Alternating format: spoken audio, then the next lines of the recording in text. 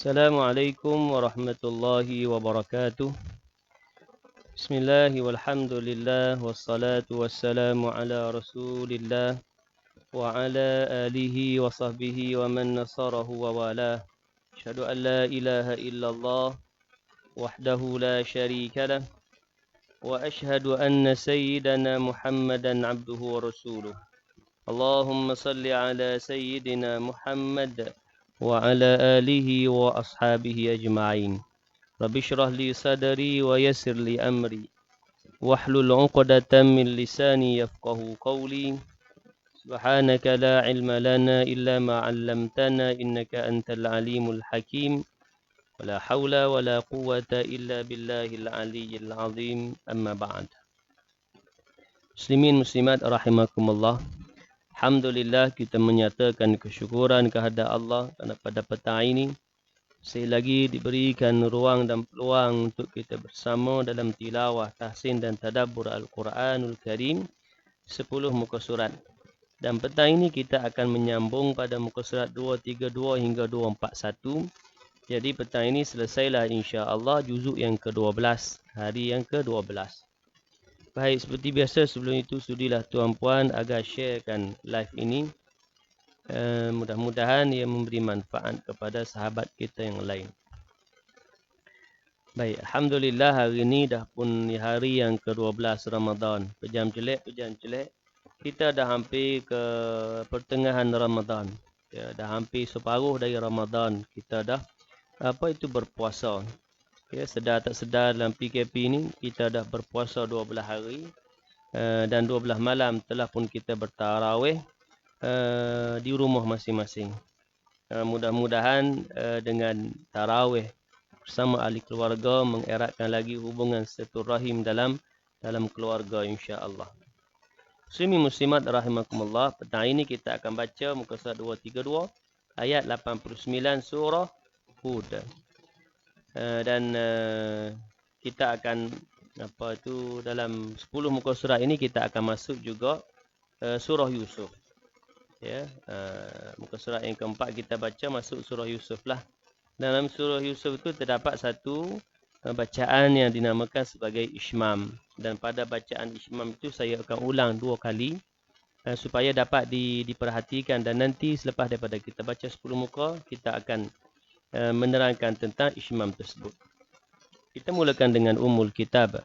Al-Fatihah. A'udzu billahi minasy syaithanir rajim. Bismillahirrahmanirrahim. Alhamdulillahi rabbil alamin. Ar-Rahmanir Rahim. Maliki yaumiddin. إياك نعبد وإياك نستعين اهدنا الصراط المستقيم صراط الذين أنعمت عليهم غير المغضوب عليهم ولا الضالين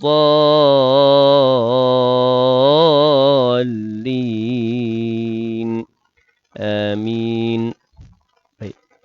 Boleh buka Al-Quran muka surat 232 ayat 89 surah Hud. Dan juga tuan-puan boleh merujuk pada skrin kita paparkan muka surat tersebut.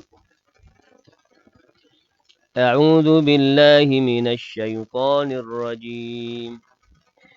وَيَا قَوْمِ لَا يَجْرِمَنَّكُمْ شِقَاقِي أَنْ يُصِيبَكُمْ مِثْلُ مَا أَصَابَ قَوْمَ نُوحٍ أَوْ قَوْمَ هُودٍ أَوْ قَوْمَ صَالِحٍ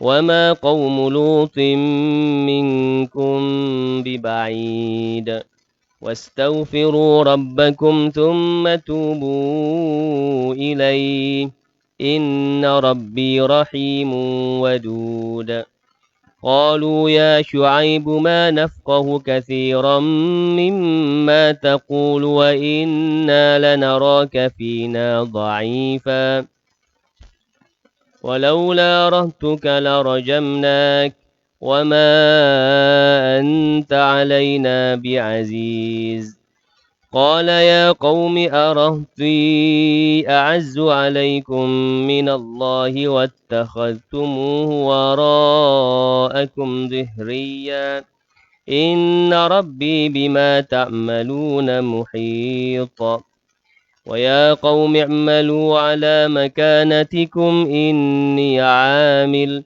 سوف تعلمون من يأتيه عذاب يخزيه ومن هو كاذب وارتقبوا إني معكم رقيب ولما جاء أمرنا نجينا شعيبا والذين آمنوا معه برحمة منا وأخذت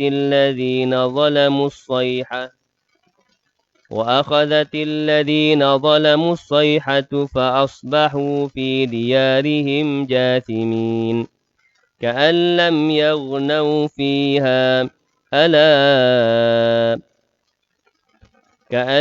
يغنوا فيها ألا بعدا لمدين كما بعدت ثمود ولقد أرسلنا موسى بآياتنا وسلطان مبين إلى فرعون وملئه فاتبعوا أمر فرعون وما أمر فرعون برشيد.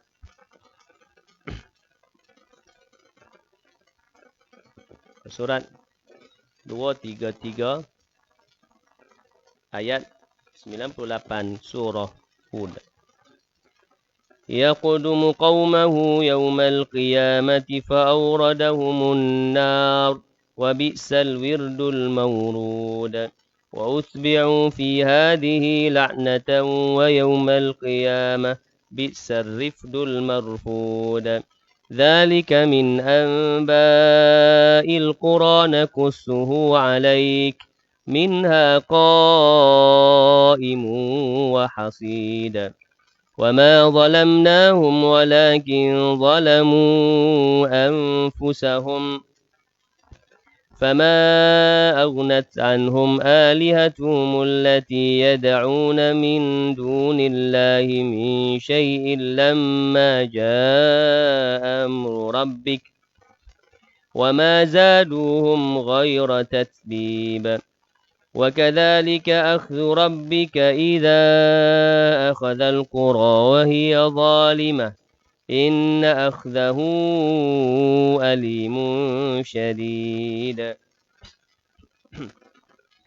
إن في ذلك لآية لمن خاف عذاب الآخرة ذلك يوم مجموع له الناس وذلك يوم مشهود وما نؤخره إلا لأجل معدود يوم يأتي لا تكلم نفس إلا بإذنه فمنهم شقي وسعيد فأما الذين شقوا ففي النار لهم فيها زفير وشهيق خالدين فيها ما دامت السماوات والأرض إلا ما شاء ربك إن ربك فعال لما يريد وأما الذين سعدوا ففي الجنة خالدين فيها ما دامت السماوات والأرض إلا ما شاء ربك عطاء غير مجذوذ. Surat 234 ayat 109 surah Hud.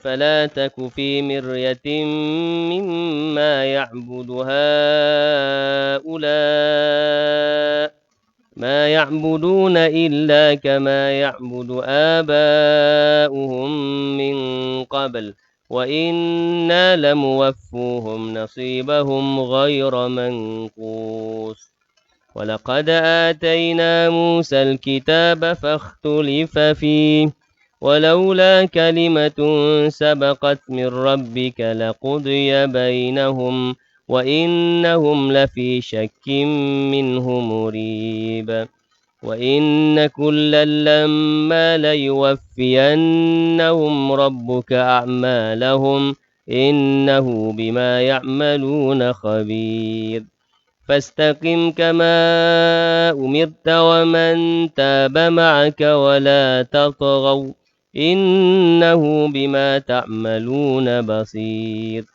ولا تركنوا إلى الذين ظلموا فتمسكم النار وما لكم من دون الله من أولياء ثم لا تنصرون وأقم الصلاة طرفي النهار وزلفا من الليل إن الحسنات يذهبن السيئات ذلك ذكرى للذاكرين واصبر فإن الله لا يضيع أجر المحسنين فلولا كان من القرون من قبلكم أولو بقية ينهون عن الفساد في الأرض إلا قليلا ممن أنجينا منهم واتبع الذين ظلموا ما أترفوا فيه وكانوا مجرمين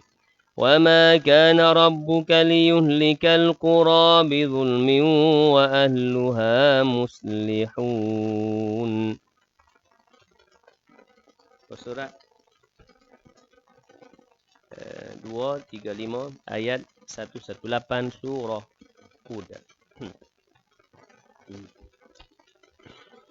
ولو شاء ربك لجعل الناس أمة واحدة ولا يزالون مختلفين إلا من رحم ربك ولذلك خلقهم وتمت كلمة ربك لأملأن جهنم من الجنة والناس أجمعين وكلا نقص عليك من أنباء الرسل ما نثبت به فؤادك وجاءك في هذه الحق وموعظة وذكرى للمؤمنين وقل للذين لا يؤمنون اعملوا على مكانتكم إنا عاملون وانتظروا إنا منتظرون ولله غيب السماوات والأرض وإليه يرجع الأمر كله فاعبده وتوكل عليه وما ربك بغافل عما تعملون بسم الله الرحمن الرحيم ألف لام را تلك آيات الكتاب المبين إنا أنزلناه قرآنا عربيا لعلكم تعقلون نحن نقص عليك أحسن القصص بما أوحينا إليك هذا القرآن وإن كنت من قبله لمن الغافلين إذ قال يوسف لأبيه يا أبت إني رأيت 11 كوكبا والشمس والقمر رأيتهم لي ساجدين.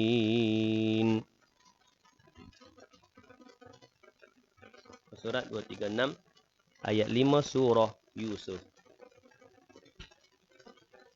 قال يا بني لا تقصص رؤياك على إخوتك فيكيدوا لك كيدا إن الشيطان للإنسان عدو مبين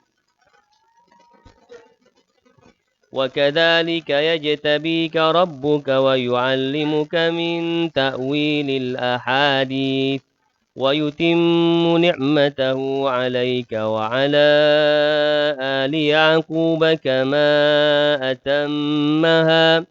كما أتمها على أبويك من قبل إبراهيم وإسحاق إن ربك عليم حكيم لقد كان في يوسف وإخوته آيات للسائلين إذ قالوا ليوسف وأخوه أحب إلى أبينا منا ونحن عصبة إن أبانا لفي ضلال مبين اقتلوا يوسف أو اطرحوه أرضا يخل لكم وجه أبيكم وتكونوا من بعده قوما صالحين قال قائل منهم لا تقتلوا يوسف وألقوا في غيابة الجب يلتقطه بعض السيارة إن كنتم فاعلين قالوا يا أبانا ما لك لا تأمنا على يوسف وإنا له لناصحون قالوا يا أبانا ما لك لا تأمنا على يوسف وإنا له لناصحون أرسله معنا غدا يرتع ويلعب وإنا له لحافظون قال إني ليحزنني أن تذهبوا به وأخاف أن يأكله الذئب وأنتم عنه غافلون قالوا لئن أكله الذئب ونحن عصبة إنا إذا لخاسرون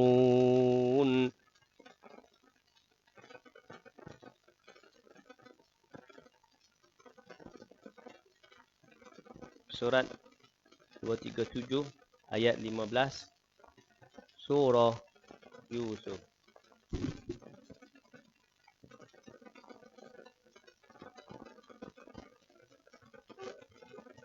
Ayat 15 Surah Yusuf.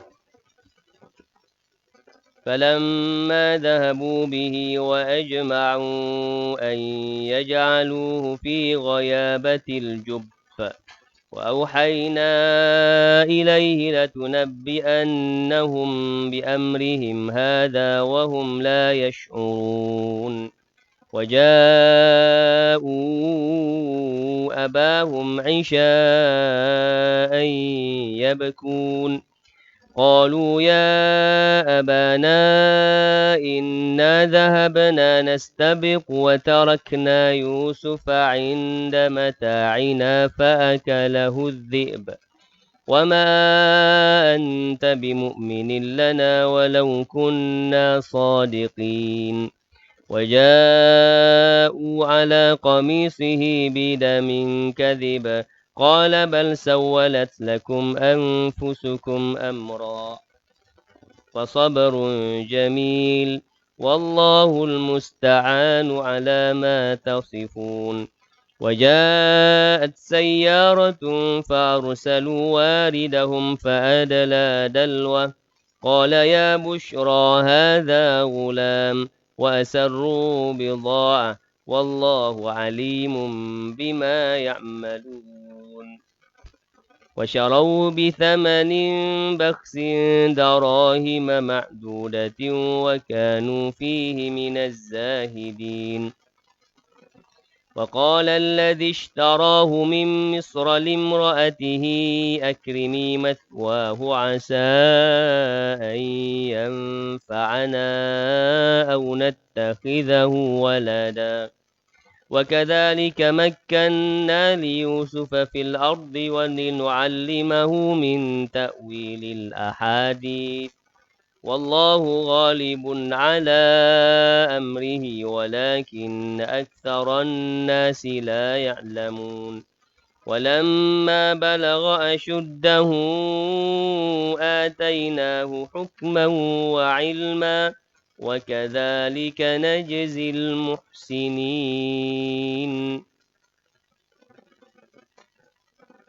Surah 238 ayat 23 surah Yusuf. وراودته التي هو في بيتها عن نفسه وغلقت الأبواب وقالت هيت لك قال معاذ الله إنه ربي أحسن مثواي إنه لا يفلح الظالمون.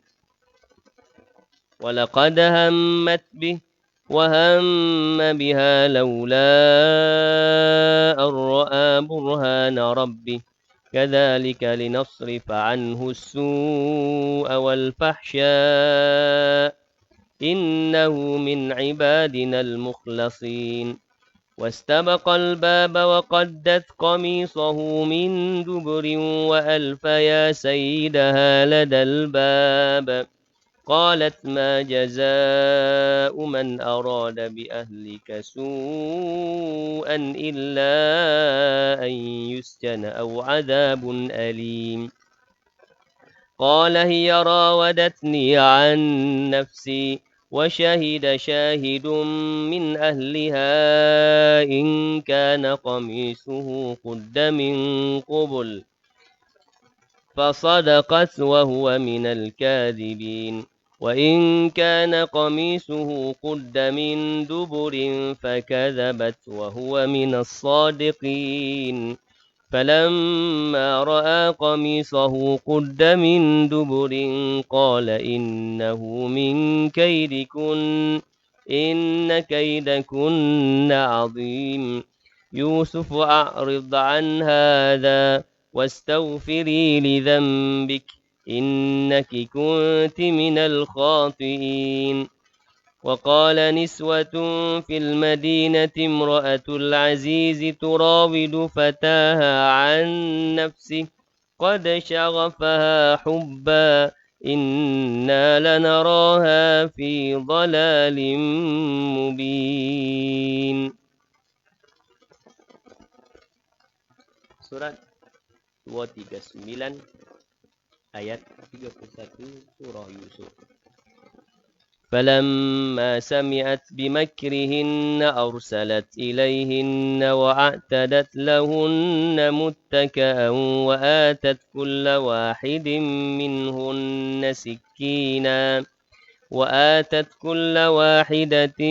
منهن سكينا وقالت اخرج عليهن فلما رأينه أكبرنه وقطعن أيديهن وقلن حاش لله ما هذا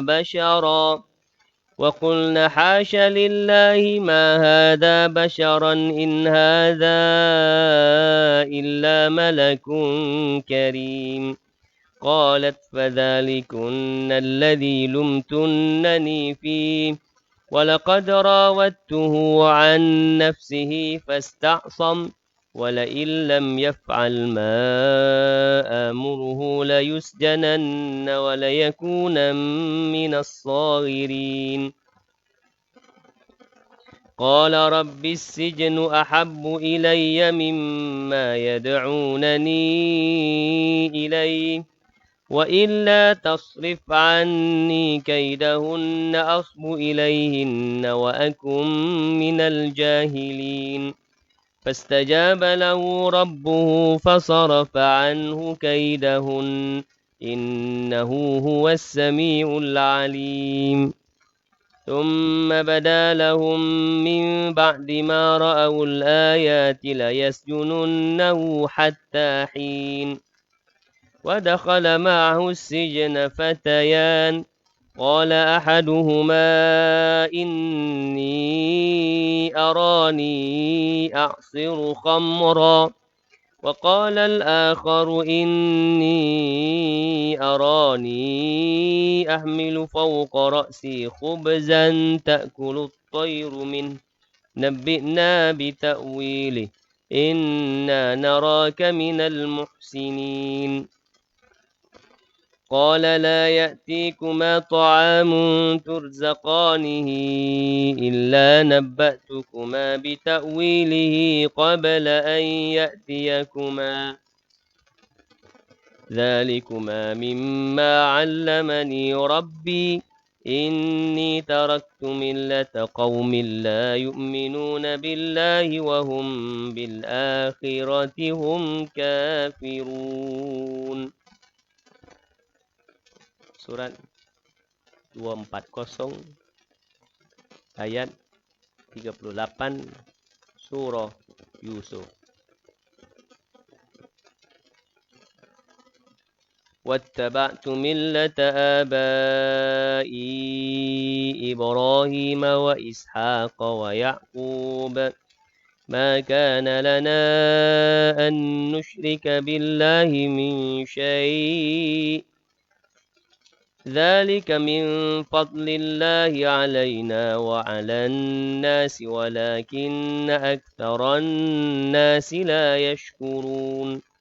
يا صاحبي السجن أأرباب متفرقون خير أم الله الواحد القهار ما تعبدون من دونه إلا أسماء سميتموها أنتم وآباؤكم ما أنزل الله بها من سلطان إن الحكم إلا لله أمر ألا تعبدوا إلا إياه ذلك الدين القيم ولكن أكثر الناس لا يعلمون. يا صاحبي السجن أما أحدكما فيسقي ربه خمرا وأما الآخر فيصلب فتأكل الطير من رأسه قضي الأمر الذي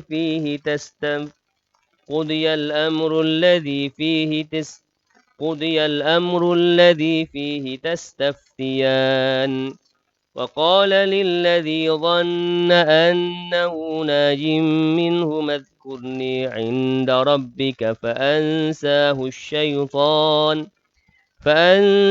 الشيطان ذكر ربه فلبث في السجن بضع سنين. وقال الملك إني أرى 7 بقرات سمان يأكلهن 7 عجاف و7 سنبلات خضر وأخر يابسات يا أيها الملأ أفتوني في رؤياي إن كنتم للرؤيا تعبرون.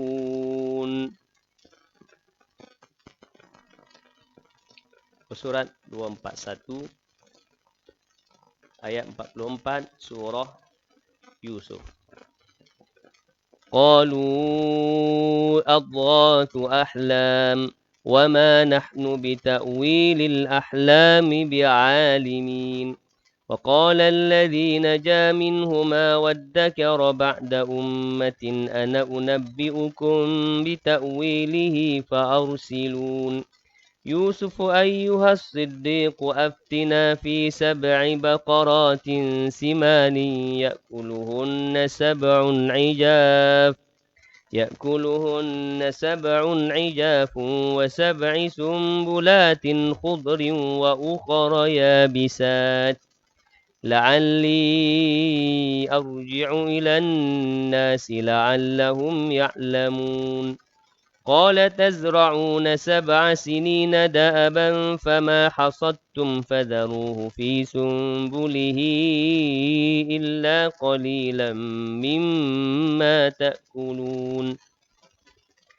ثم يأتي من بعد ذلك 7 شداد يأكلن ما قدمتم لهن إلا قليلا مما تحصنون.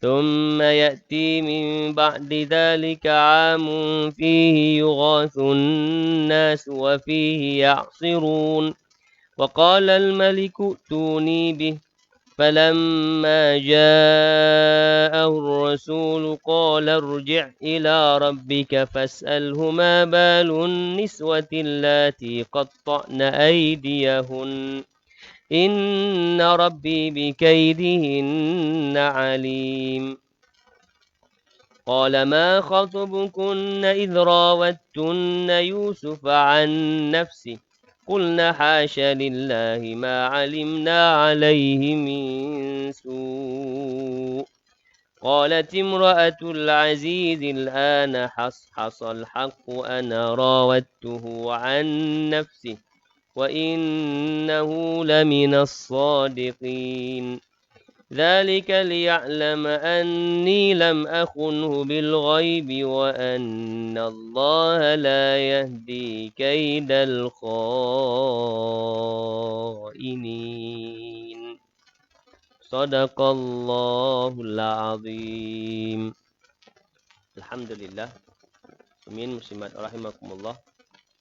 Walaupun kita selesai membaca 10 muka surat dari ayat suci Al-Quranul Karim, dari muka surat 232 hingga 241 dari surah Hud, kemudian kita masuk surah Yusuf. Dan setelah itu kita nak petik satu ayat hukum tajwid. Kita nak petik pada hukum ishmam.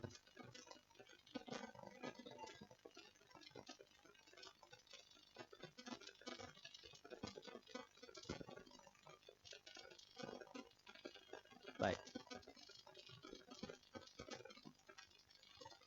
Pada ayat yang ke-11 surah Yusuf. Baik. Kita petik ayat ini terus. Qalu qamat asli dua lumat jaiz mufasil bacaan panjang 4 atau 5 harakat. Ya abana pun mat jaiz panjang 4 atau 5 harakat. Abana dua-dua ni mat asli 2 harakat 2 harakat. Malaka pun 2 harakat. La 2 harakat. Tak manna. Baik. Hukum di sini menurut qiraah Hafs bin Asim yang kita baca, bacaan dia ada 2. Ishmam awi raum. Ishmam awi raum. Ishmam yang kita baca tadi iaitu memuncungkan mulut ketika melafazkan manna. Tak manna, cuma dalam melafaz dia iaitulah dengan memuncungkan mulut. Ini yang mudah berbanding dengan ar-raum. Raum ni ia susah sikit. La ta'manna.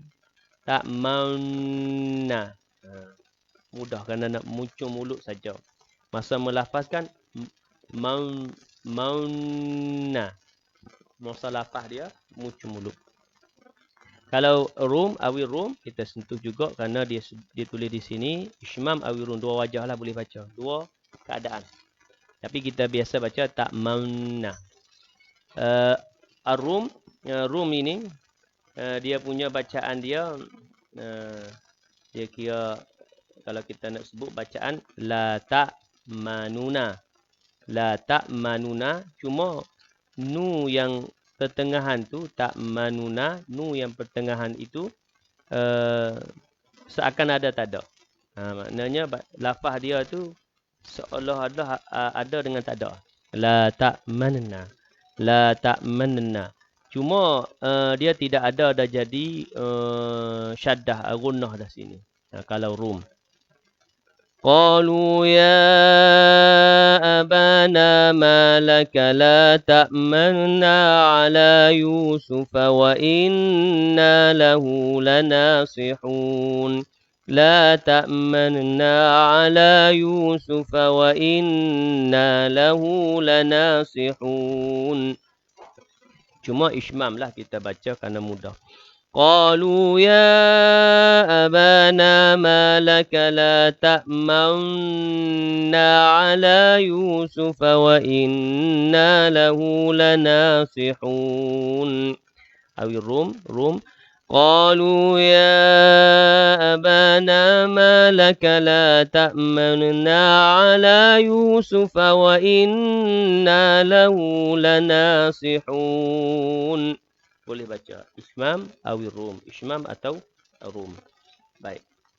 Itu hukum tajwid. Kemudian kita tengok pada Sayyidina Muhammad, kepahaman ayat. Kita nak petik satu ayat, satu kisah. Kisah Nabi Allah Yusuf. Ini kisah surah Yusuf ni banyak kisah. Cerita tentang Nabi Allah Yusuf alaihissalam mula. Adik-beradik dia cemburu dengan dia kerana nampak si ayah lebih sayangkan kepada Nabi Yusuf. Kerana si ayah telah pun mendapat wahyu atau khabaran daripada Allah melalui si anak beritahu kepada ayah, id qala Yusuf li abi ya abati inni raaitu ahada asyara kaukaba wasyamsa wal qamara raaituhum li sajidin. Ingatlah ketika Yusuf berkata kepada ayahnya adalah Nabi Allah Yaqub. Ayah Nabi Yaqub Nabi Allah Ishaq. Ayah Nabi Ishaq Nabi Allah Ibrahim. Jadi keturunan ni Nabi Ibrahim, Nabi Ishaq, turun daripada Nabi Ibrahim, Nabi Ishaq, kemudian Nabi Yaqub, Nabi Yusuf. Nabi Yaqub, Allahumma salli ala Muhammad, digelar bapa kepada Bani Israel. Bani Israel ini adalah suku puaknya ada 12 suku puak, merujuk kepada 12 orang, Allahumma salli ala Muhammad, 12 orang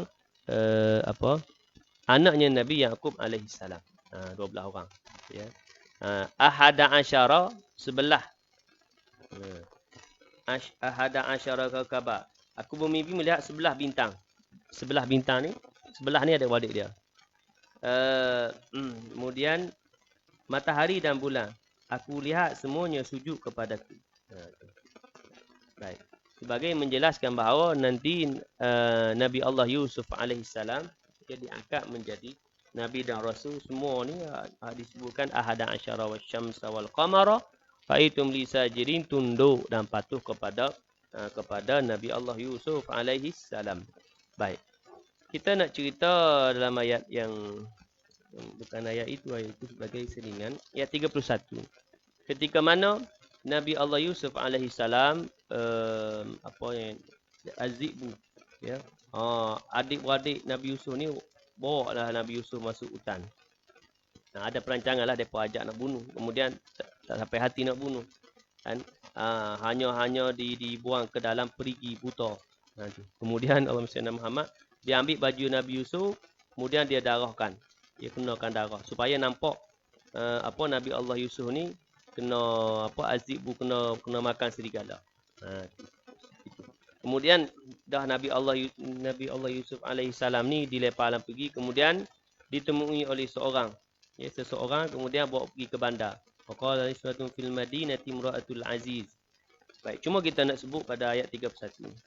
Allahumma salli ala Muhammad. Bagaimana